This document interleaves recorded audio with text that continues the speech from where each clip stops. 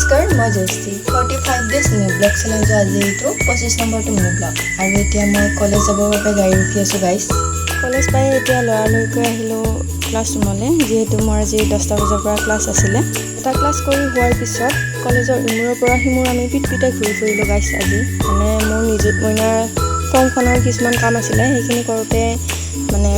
ভাগৰ লাগি গ'ল আমাৰ এতিয়া ভোক লাগিছে সেইকাৰণে আমি চাহ আৰু চিঙৰা খালো তাৰপিছত এতিয়া গৈ আছো ঘৰত আৰু নিজত মইনাৰ ফৰ্মখন জমা দিয়া নহল দে গাইস এদিনত মোৰ কাম নহয় আপোনালোকে জানেই নহয় এয়া আমাৰ সস্তা সলমান খান জুমন আৰু এয়া সিনু ইহঁতকো লগ পালো ডিপিলাত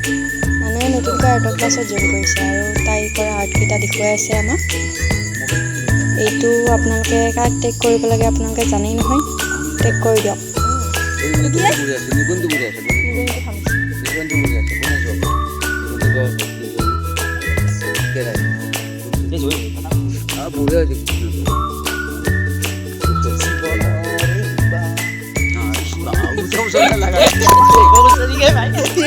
তাৰপিছত আৰু কি হ'ব